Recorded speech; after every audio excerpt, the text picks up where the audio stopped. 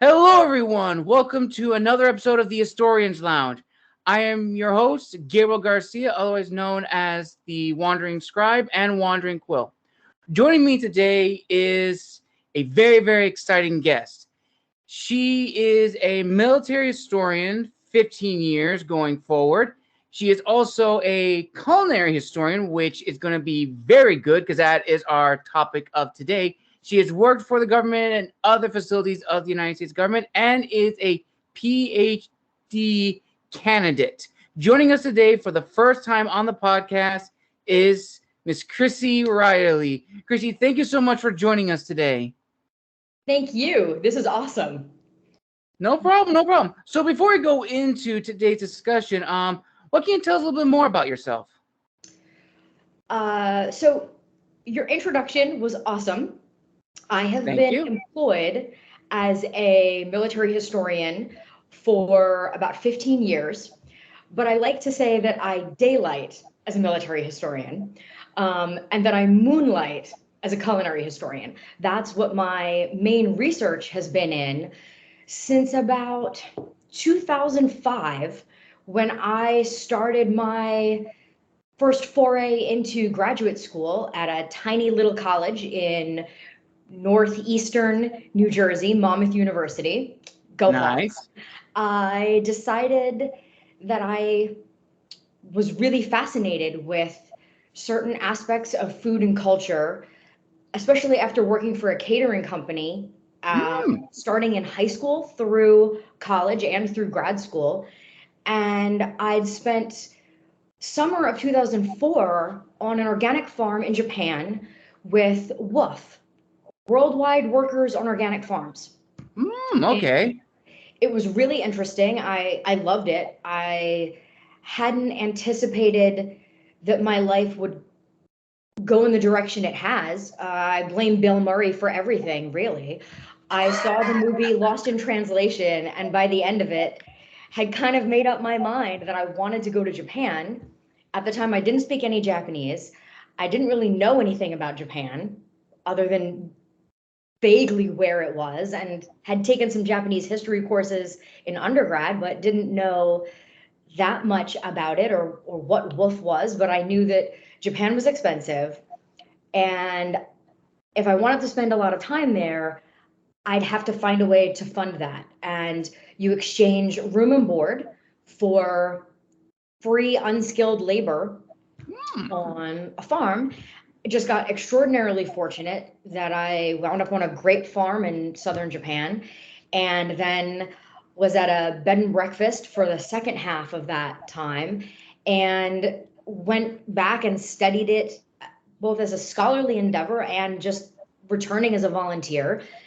Then, but it was that intervening year in 2005 when I was ironing my pants, getting ready to go to work for a catering company. And I was thinking, I don't know if I want to do that forever.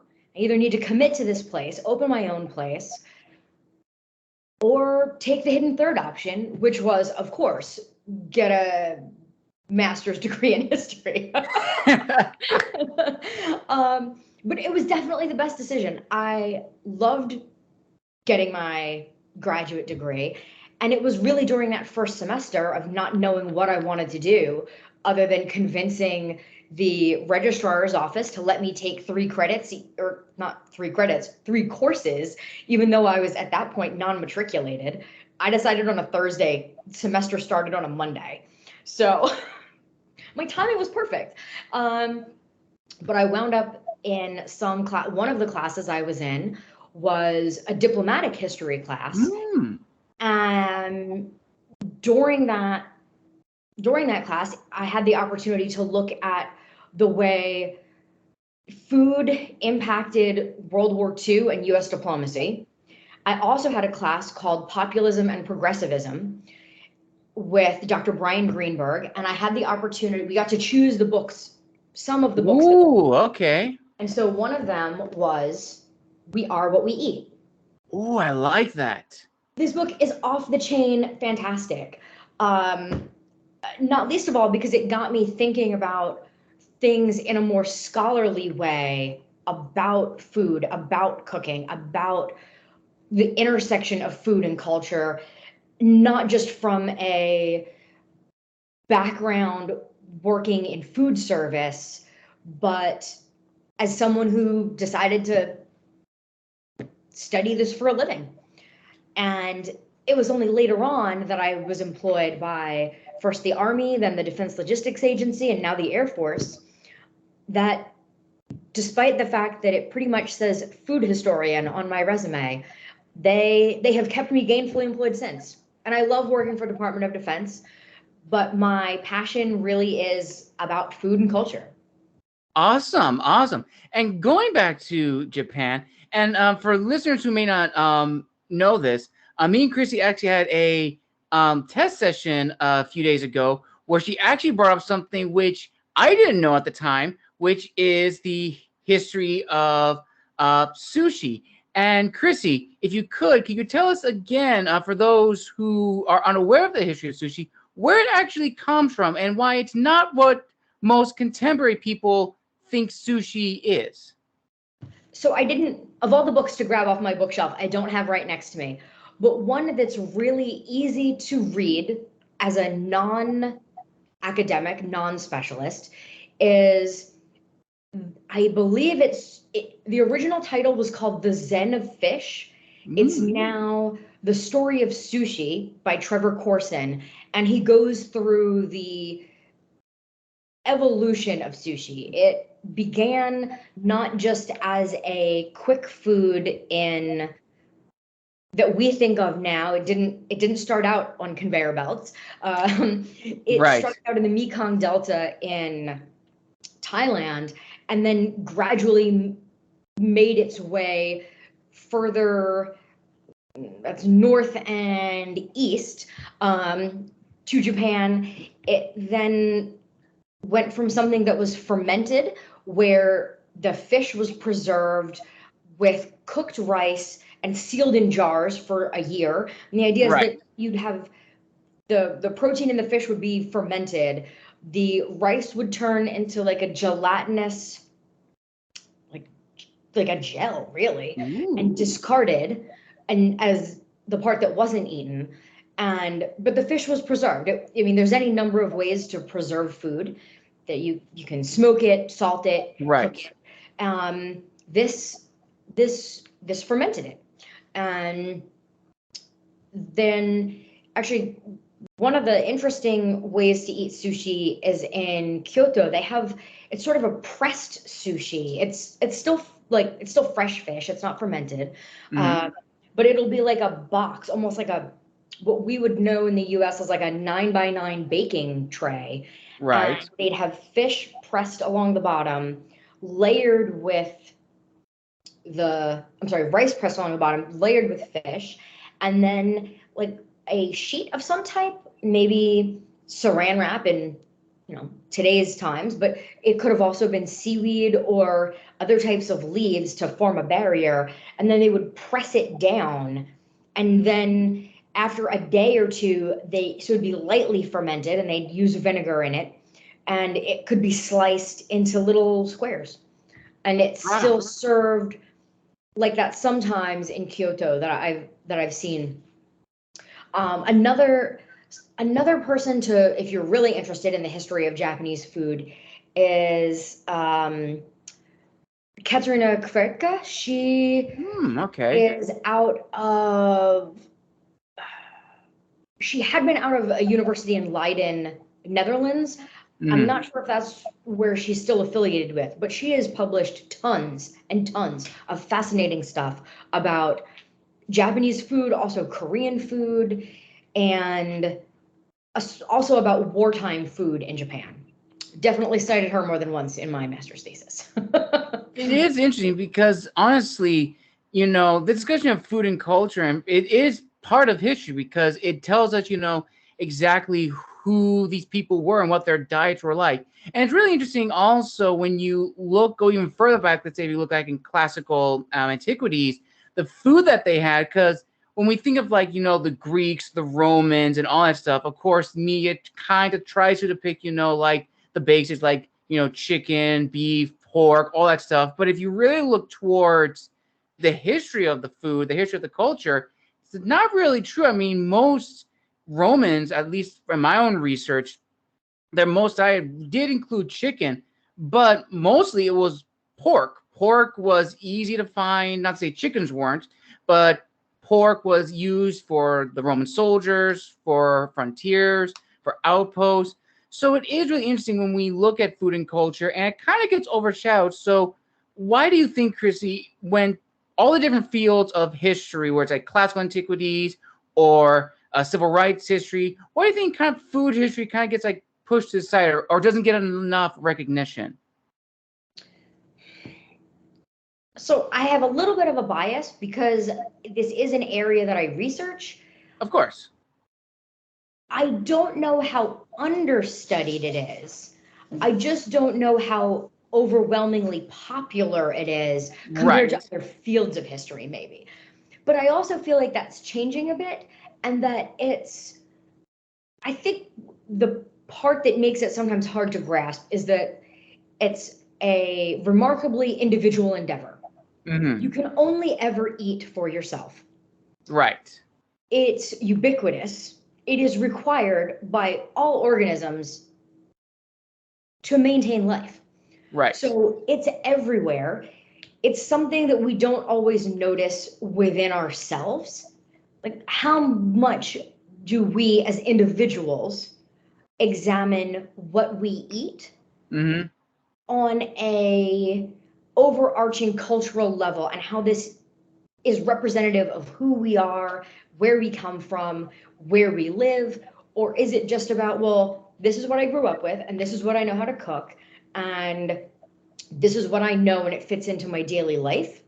Right. I think there's also sometimes not necessarily a need to look at it beyond that. The same way there's lights on in my house, but I don't study how the electricity got there. Right. To me, it's just there. It's not something that I have second nature to. Correct. But I also don't have an electrician's union card. Like, it's not something that I study. But I think too that food studies is something that also nests inside of other things. So friends of mine that do study things like civil rights history. They sometimes look at food studies within the context of civil rights history at large. Right. Some people look at the history of blue-collar Philadelphia. And there are foods that are indicative of blue-collar Philadelphia between the 1930s and the 1980s.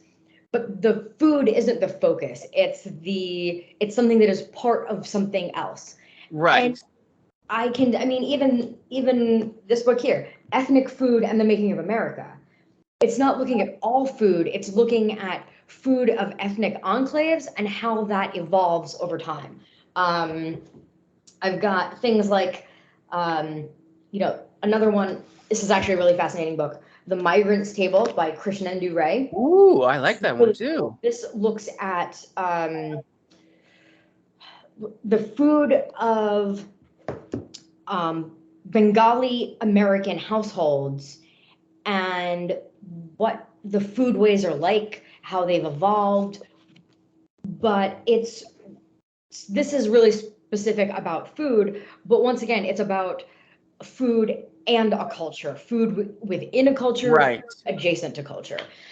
And I've been to I go to pop culture conferences. The Mid-Atlantic Popular and American Culture one is my favorite, mostly because I came from the Northeast and it was easy to get to.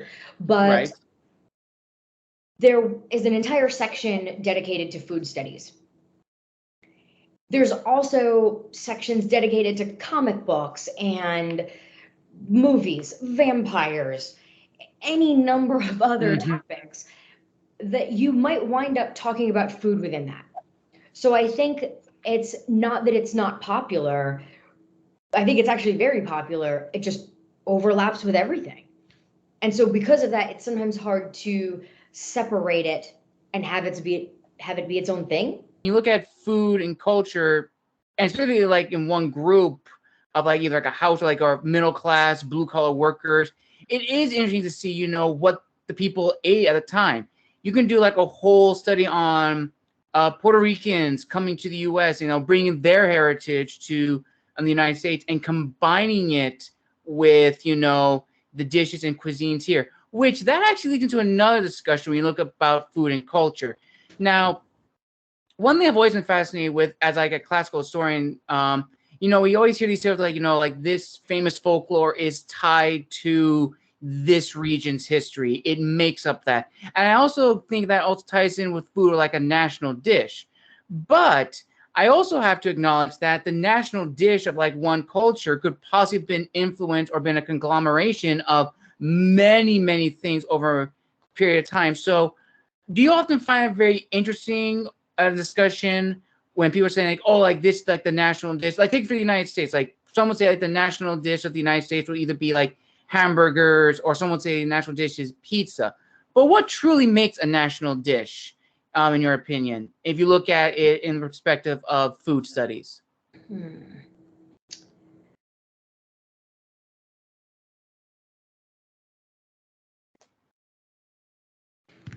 I think there's what's exported, and then there's what's indicative of a place. Mm-hmm. So hamburgers for the US is a great example.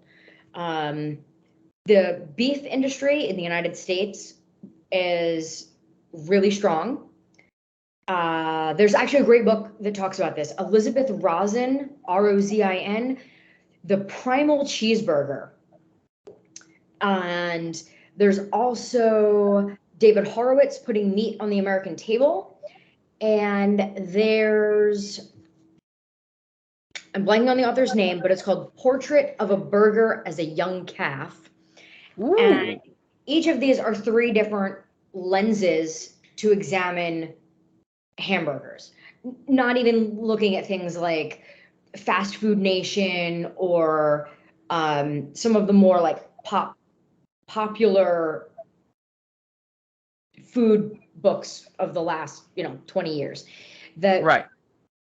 I think it comes down to what's easily exportable culturally, what's easily available locally, and how easy is it to spread. So here's the hamburgers are never going to be something that is necessarily considered high cuisine. You can go to a place that has gold flakes on it and you can find a hamburger for $100. But part of what makes them so popular is that they are largely affordable. They're also things that were largely available. They're easy to eat, they're easy to make, and they are not likely to be confused with any other type of food. Okay. So I think that's something that can make something a national dish. But when we think of a national dish, I mean, there's also an element of globalization and modernization that, the McDonaldization of culture. Oh, yes. That the way the world is, it makes some things easier to export than others. We think of pasta from Italy and pasta sauce. Well, pasta is easily dried, so it becomes shelf stable. So you can export it, you can move it around, and it's paired with a tomato sauce, and sauce is also a misnomer a bit because there's dozens, if not hundreds, of different types of sauce.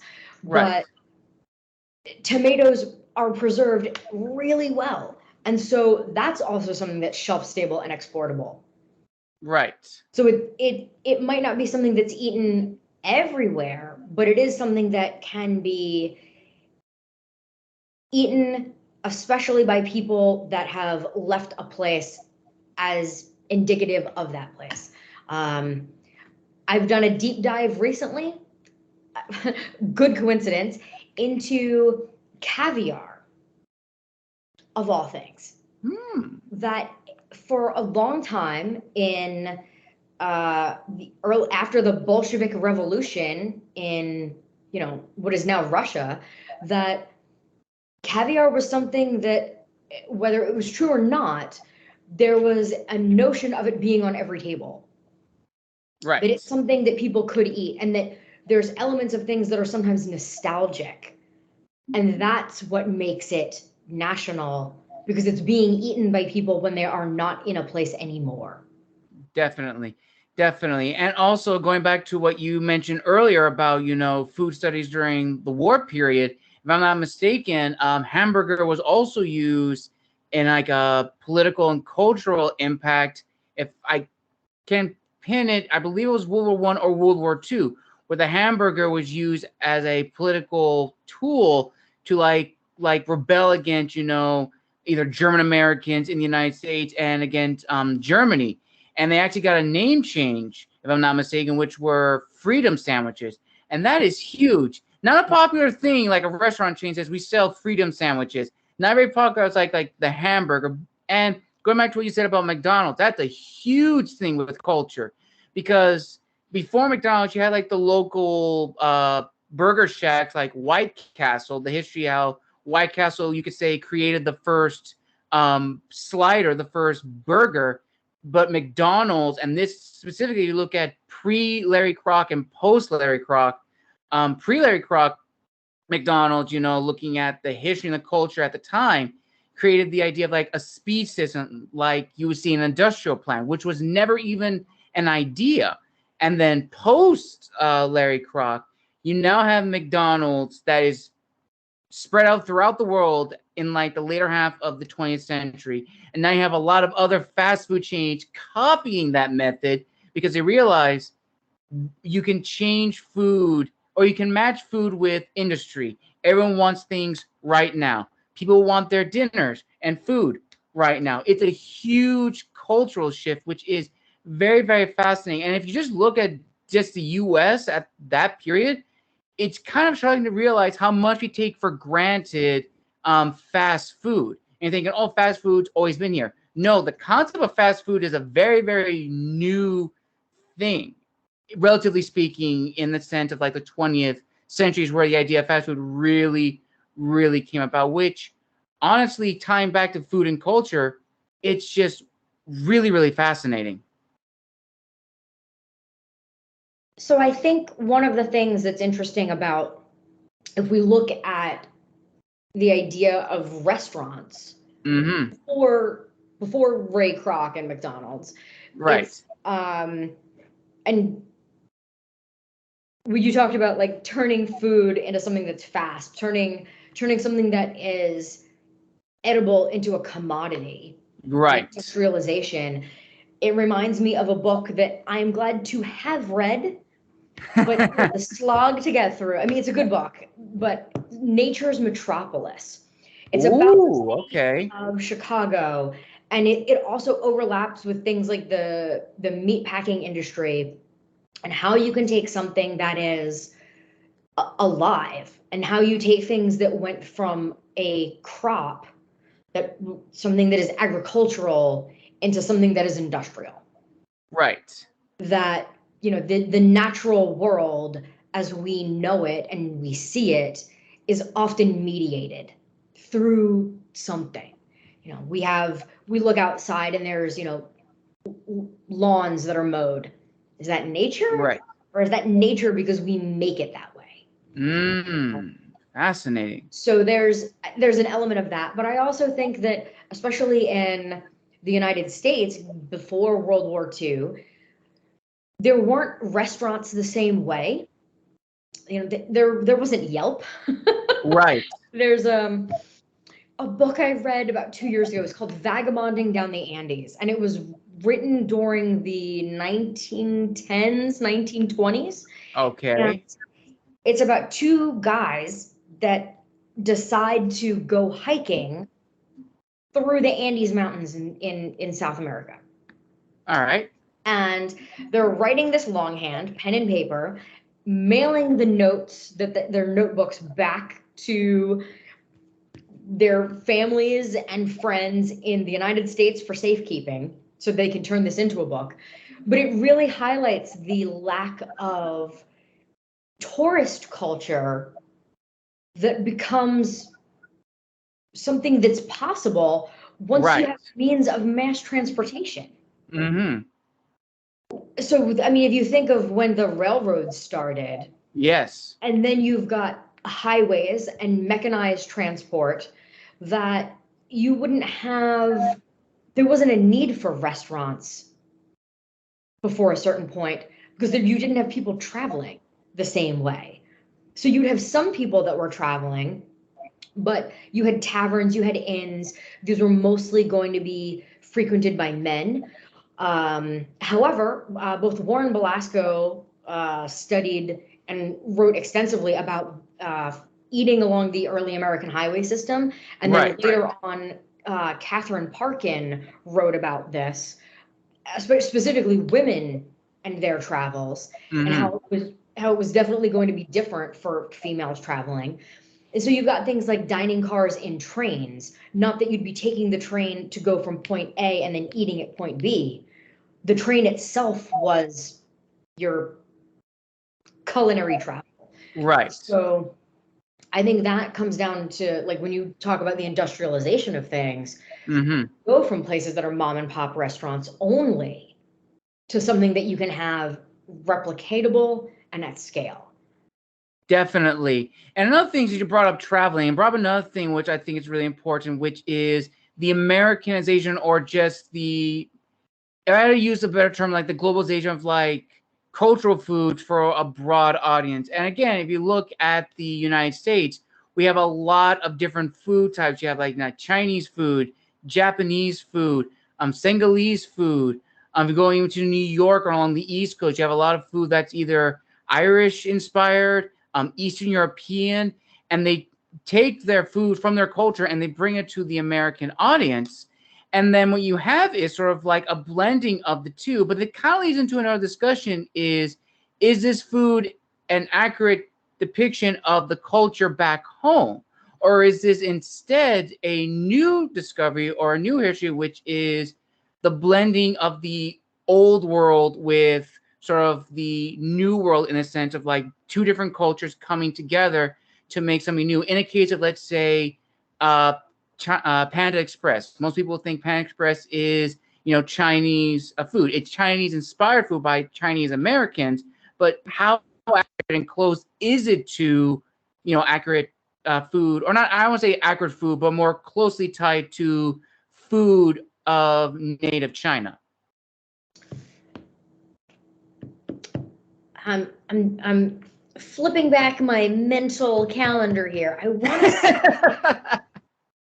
I want to say it was 2012, but I spent a year. I think it started in 2011, and I extended it through 2013. Right. Looking at the notion of authenticity and food. Right. And I studied this academically from books. I looked at primary sources as a historian, cookbooks, newspaper articles, and all different types of newspapers. I examined the individual feelings of chefs. I did a series of oral history interviews. And this notion of authenticity, I feel like it's something that you can both capture and that I could never pin down. Correct. Not that it can't ever be pinned down. I couldn't. Maybe somebody else can do it. But to me, it reminded me of approaching a mathematical limit. Right. It's a goal, and you might approach it, but you're never going to you're going to get closer and closer. No matter how close you get, you're never going to get there. Because how do you say whether or not something is authentic? And I remember I did interviews with chefs that I knew personally, chefs that were referred to me. There was She's also a cookbook author. She runs a culinary school, like a small culinary school, and she teaches out of maybe the Culinary Institute in New York City. Right. Hiroko Shimbo. She talked about the transformation of what it was like to be a chef in Japan Mm-hmm. to being a chef in the United States. Right. And the example that she used was not just her own example, but someone that she knew. He was a very successful Chinese chef in Japan, and then trying to replicate that in New York. Right. What works in for a Japanese audience as a Chinese restaurant in point A is not necessarily going to be commercially successful in point B. Right. And I had a chef friend of mine who is from the East Coast of the United States, but he trained both in New York, in Boston. He was in Australia at the time, Right. also conducting an interview out of a kitchen. And he said that if it evokes the taste of home when he eats it, does it matter where he eats it? That's actually really true. That is, the wise words of David Speck have stayed with me, for a decade almost now. That how do you define what's authentic? If you get everything imported, and I mean you're in California, I'm in my kitchen in Oklahoma City. If I import everything in from anywhere, and I cook it in my kitchen in Oklahoma City, but it's not a recipe that's from here, can it be authentic because it's been removed from where it's from? If I approximate it with ingredients that I source locally from 50 miles from my house here, is it less or more authentic if I follow the recipe exactly? And even then, whose recipe is it? How do you, we're using the example of, Senegalese food or Puerto Rican food or Italian food or Chinese food. Oh, is it one grandma's recipe versus another grandma's recipe going head to head? For allegedly the same dish. Like, where does authenticity end and imitation begin? If imitation is the highest form of flattery, are we still approaching that mathematical limit? We have an interloper here. Hi, buddy. I don't think he cares as long as I will feed him popcorn. But you are absolutely right, because it is actually a discussion, what's imitation, what's actually authenticity. And I'm actually going to say, when I actually studied abroad in China during my undergraduate, I went to Chengdu, China. That was the spice region of China. It was a spice province. I ate a dried chili pepper. Was not the best experience, so I learned firsthand. But the cuisine there, it is fascinating, and learning about the different tastes, which was sweet, sour, spicy, savory, and making all the kinds of dishes. The dish that's really stayed with me, and I still make it, is kung pao chicken, or if I remember how it was pronounced by my chef, kung pao jiro. I probably butchered that, but that was what we had to learn, and we had to cook that. And that was huge for me because I never knew how to cook. I didn't know how to survive, and I was in a different country.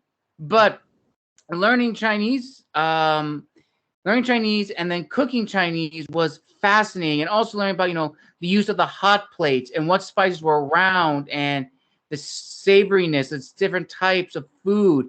Getting used to going to the markets and everything. It's interesting, the different regions, which that again ties into food studies, is going back to what we said a long time ago, when people think of like this national dish, like what dish epitomizes a region. But that is also, I would say, a little disservice, because that is saying that dish is unanimous throughout all the regions of the country or region. Yes, that dish is popular, but in each region of like a country, there are different subcultures. Like, okay, let's use the U.S.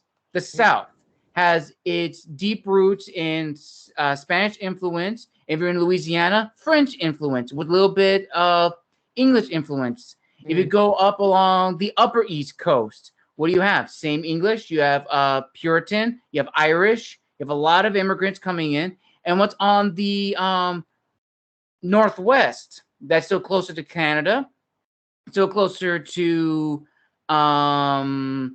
you could say more Canada, yeah, still English. And then we go into Texas and the Southwest, a lot of Hispanic, a lot of Chinese, Japanese, Vietnamese influences. So it is really interesting. And that's unanimous throughout the world. And I guess my ultimate question is, in like this discussion, which is, do you think food studies, when going into culture, is also another way to really explore the subculture of food studies, which is those Southern influences or regional influences that are still the same, but not geographically, but regionally different? So I will tell you, I see it as a series of Venn diagrams. All right. And this is probably evident to anyone listening because heaven forbid I get from point A to point B linear. But you've talked about that. You mentioned that you did a study abroad in China. Yes. It might even be difficult to pick out what is the food of each region. That's true. Right? Yeah. That we then loop back to, you know, Panda Express and the hamburger. These are things that are inspired by, and they might even be consumed by people in a place, but it doesn't mean that it is representative of all people in that place. Right. We think of, so vegetarians and Hindus in America maybe don't eat any hamburgers. Yeah, very true. Very, very true. But, you know, what about turkey burgers and black bean burgers? Is that the same thing? I mean, in our mind's eye, when we say hamburgers, that's not what we're thinking of. But it might be for some people. And Right. so just because something is iconic doesn't make it representative. I guess that's a better way to look at it. I like that, what you said. It may be iconic, but it's not like representative. It may not be to everyone's palate, because everyone has a different palate. They may have grown up with it, but that's not be their thing. Let me tell you this story. For a long time, I never ate a hamburger. I never had a hamburger my entire life. The only time I had a hamburger was actually when I studied abroad to China. I went to the foreign district. Well, not the foreign district, but the modern district, where I had a lot of Western restaurants and a lot of small places. Went with a group of friends, had a burger. That was the first time I've had a burger, and I've had a burger since. I used to eat solely chicken and turkey burgers, but since that one burger I had in China, which is funny, not in the US, in China, I was hooked. And it is very fascinating to see, you know, go back to what we said, like, just because it's not in the home country doesn't take away that it reminds you of home. And I guess that's what food is ultimately trying to do. It's supposed to remind you what home was, or that sense, that feeling. And it is really fascinating. And I think that goes back to food and culture.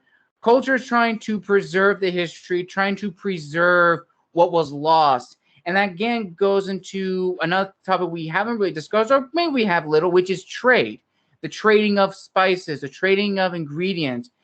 Everything has to revolve around trade. And ultimately, would you agree, Chrissy, that trade plays a huge role in the broad sense of food studies, and also regionally as well? If there was no trade whatsoever, and every culture, again, let's look to the US, no connection. Like, you may have had the train for communication and for transportation of, you know, base goods, but there was no discussion, like someone in California saying, Have you heard of that restaurant in Georgia? Or have you heard of this place in New York? That there was no communication, that the food and the dietary would have greatly changed had there not been that sort of like trade of influences.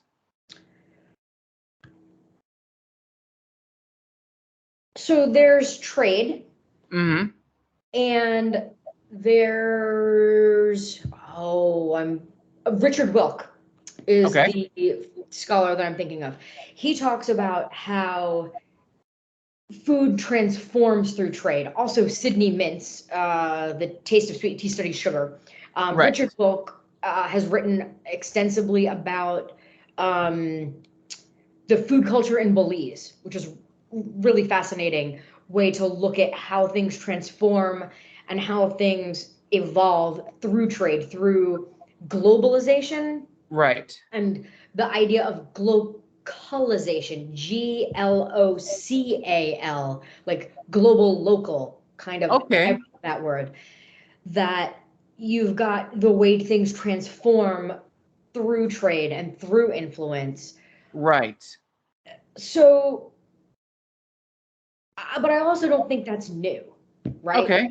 Like, let's kick it old school, All really right. old school, like All not righty. quite classical era, but let's go to the 800s. Ooh, all right. So it's been a minute, but when you think of how do you get food from point A to point B, and if Right. you think of then foods that were eaten during the late medieval and early Renaissance period in places like Spain Ooh, and okay. and even Portugal to an extent, Yes. you've got a series of different rulers that were in charge of a place. Right. And so when you have things like medieval Islamic Iberia, which Mm-hmm. is also connected to North Africa, other Yes. parts of the Mediterranean, and extended all the way into India, you've then got things like foods from point A moving east and west across this vast spread of land. Let's go back even further to like classical antiquity, All to righty. Roman Empire. I mean, Okay. this is way more your wheelhouse. Think of how large ancient Rome was. Who's it? Tiberius talking Yes. about the great warriors of Gaul, and you've got Germania, that Yes. there would have been foods from certain areas going into and out of Rome. So you're not just looking at the food of the city of Rome. You've got what is it about that area that, well, it's a port city. So you've got boats, you've got shipping, you've got different religions with their own foodways. So you'd have, Yes. you know, like rabbit, for example, is halal, but it is not kosher. Mm-hmm. And so you'd be able to have like, so that would have been eaten in lots of parts of Spain, but would not necessarily have been eaten by the entire population of Spain. Yes, I 100% agree. Yeah. I'm actually glad you brought up Rome and Spain because during my, I forgot the book, but it was actually during my master's program where I was talking with my professor and we were talking about transnationalism during the Roman Empire and it was the creation of the trade routes and how Rome, all the roads were to go back to Rome. We've always heard that saying. But if you look at the history, all the roads did have to go back to Rome. They all had to be traded because Rome was at the center of the Mediterranean world. And it's interesting when you look at what trade was actually sold in the different regions. Because while they were all Roman, they were not Italy. And that's really important to know. Just because they're part of the Roman Empire does not mean they're going to be just like Italy. They may have architecture that's similar to Italy. They may have a Roman population that may speak the same dialect as those in Italy, but they're not the same. Spaniards are not the same linguistically or culturally as Italians. They may be part of the Roman Empire. And that said, we look at the trade, the spices, the minerals, the food were geographically unique to them. The food in Spain is not going to be the same in the food in Roman Syria or Roman Egypt. Some could say that the grain was probably similar to Carthage and Egypt, but the spices were vastly different. And if you even look at spice themselves as a food source, that was worth more than gold, because for those who don't know, one of the biggest spice in the Roman world was pepper. And maybe we'll think, well, why would pepper be that expensive? Keep in mind, while we today may not think pepper is expensive, if you're a Roman merchant and you need, let's say, 20 pounds of pure pepper, that is a lot of money.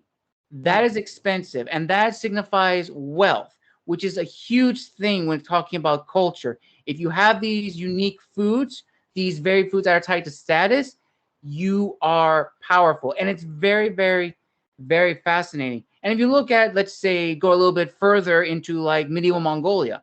Mongolia, the people there were nomads. They ate what they had, which was the Bactrian camel, wolves, sheep, cattle, if they could. And when you look at the Mongols and their culture, Genghis Khan wrote laws saying you can't get rid of anything. You can't discard anything. You eat everything save for the entrails and the other parts that tied to the digestion.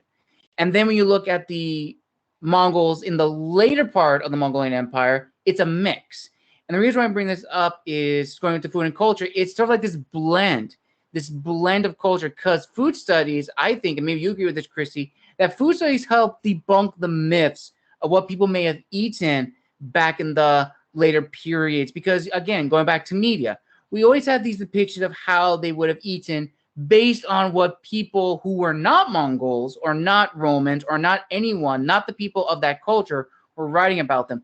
And I definitely think that is important. So, Chrissy, in your own research, what was probably the one culture, or even let's go broad, time period that food studies really shines a light into and kind of breaks the myths or the stereotypes?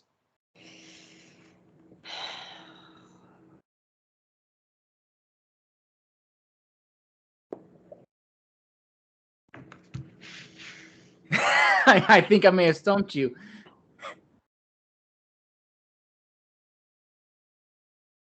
I'm thinking of this in terms like when you said myths is where you lost me, because I feel like it then gets me thinking about like the myths going back to the idea of what is representative. Right.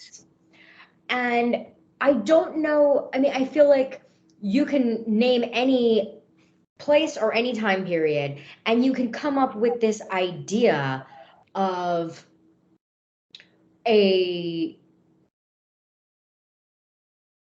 what you think a place is. I mean, what's the phrase? The past is a foreign country. So you've got.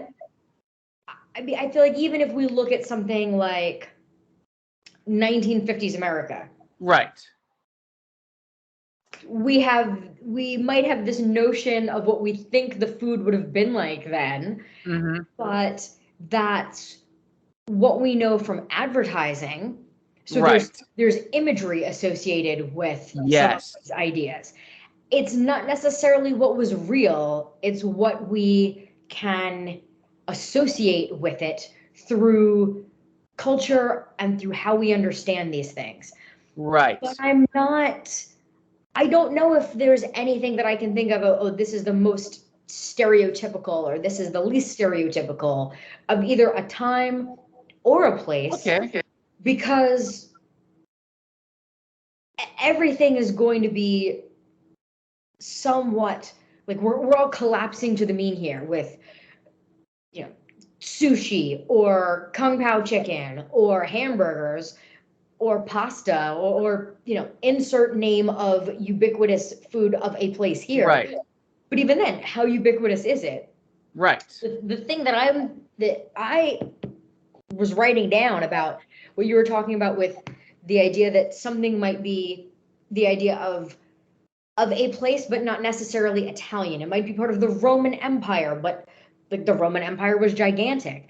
This idea of where lines are drawn on a map now may have very little resemblance to where those lines were drawn historically. Correct. And that modern geopolitical map making may not matter a ton when it comes to language, culture, or foodways.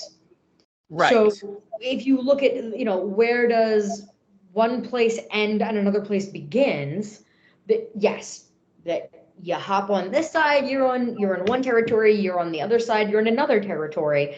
That doesn't mean that the food and language of a place are different. Right. They may have linguistic and culinary similarities. Yeah. And when you talk about things like wealth and consumption, you've got this idea of pepper that's expensive. Mm-hmm. It's the same thing with purple dye and Yes. what are they like sumptuary laws that only Yes. certain people are allowed to do a certain thing or eat a certain thing or consume something. That it's a way to differentiate between it's an us and them Mm-hmm. sort of mentality. But then when you have things like when we talk about American foodways, we go back to World War II and we look at rationing. Yes. Ration stamps were the same for everyone, regardless of the tax bracket they were in. Yes. So you may have had more money and more resources to go around them and acquire things through a black market, which in their own way are fascinating. Mm-hmm. But it meant that, in theory, everyone had access to the same things. Maybe not in practice, but everyone was issued the same number of ration stamps for butter, sugar, fat, meat. And then even how you define meat is different in that. Right. Because meat would have absolutely meant beef. Yes. But you wouldn't have needed to use that ration stamp at a restaurant to buy a hamburger. That is true.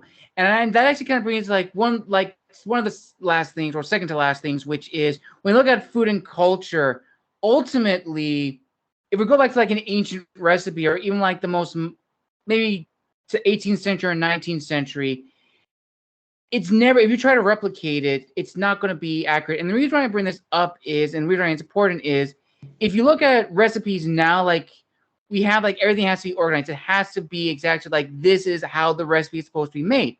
But if you go back, the language is also different. 1 egg of butter.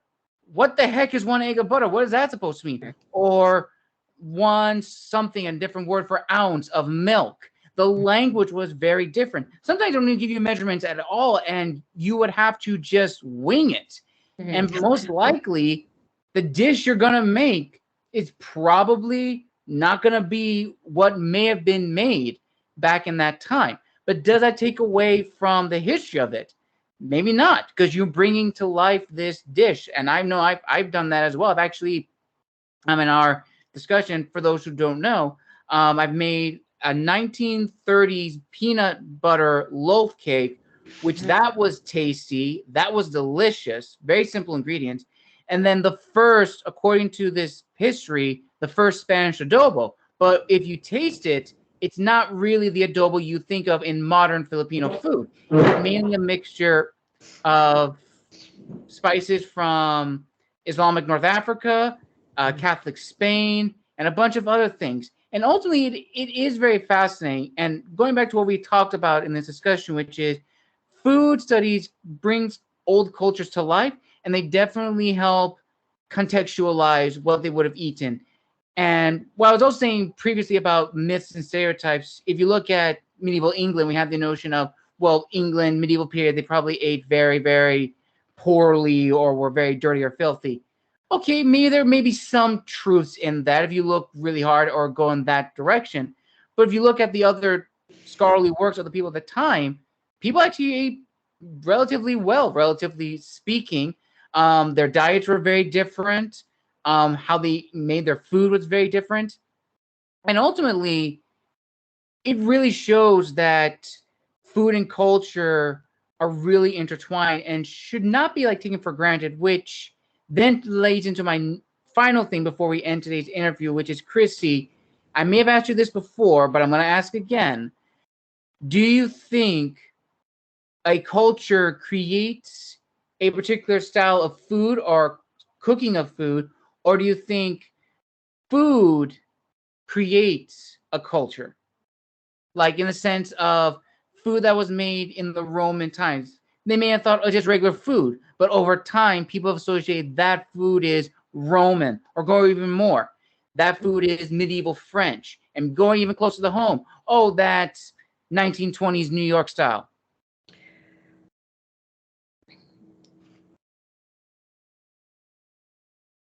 What do they see in improv? Yes, and? I would say both, neither. Okay. We also have the benefit of looking backwards, and the future people will have the benefit of looking backwards towards us, but we can define things and time bound them by, these are cocktails from the 1920s. These are foodways of medieval France. These are recipes from 13th century Japan. Right. We know that because we have old pieces of paper that have managed to exist long enough that we can read them and figure this stuff out. But I don't necessarily know if in the moment there's an intention of making something about a time or a place, though all things in history are influenced by their own culture, space, and time. Okay. So I don't know if it's a matter of food defines the culture defines the food. We loop back to my Venn diagram. Yes, and. So I think one of the things that you said earlier was about that the idea of studying food is to preserve what was lost. I don't know if that's always the case. Okay. Food also has the opportunity to be transformative.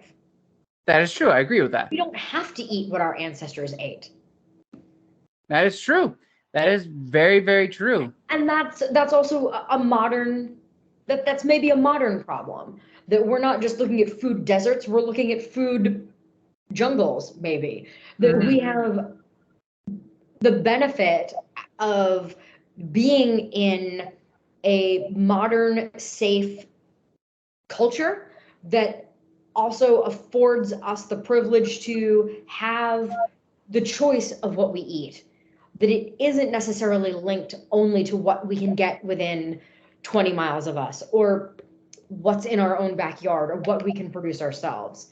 Right. And I think that the notion of food of any place being not very good is a falsehood, and might be more a reflection of nostalgia, looking back at what came before, or a nostalgia for something that never existed.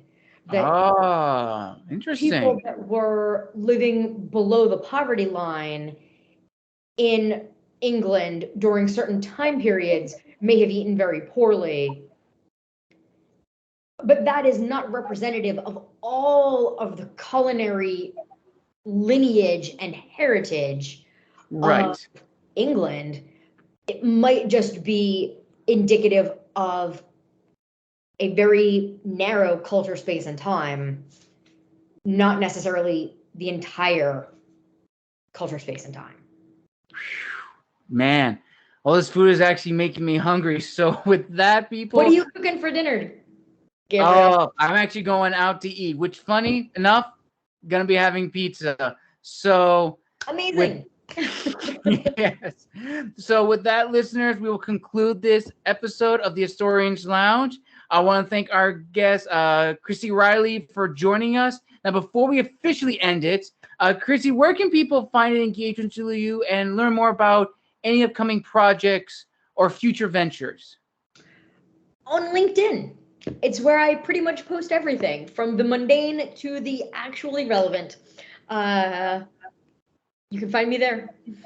All right, listeners. And I'll make sure to post that down below so you can follow her. And honestly, this has probably been my favorite discussion talking about food and culture. I absolutely love it. So make sure to like and subscribe and comment down below what was your favorite part of the discussion.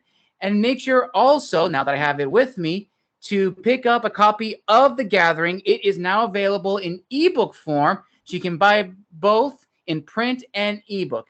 And again, I want to thank our guest, Chrissy, for joining us. She was awesome, perfect. And thank you all for watching another episode of the Historians Lounge. Be on the lookout for next month's episode coming soon. I'll sprinkle that a little bit later on LinkedIn. And this has been the Wandering Scribe and Wandering Quill signing out.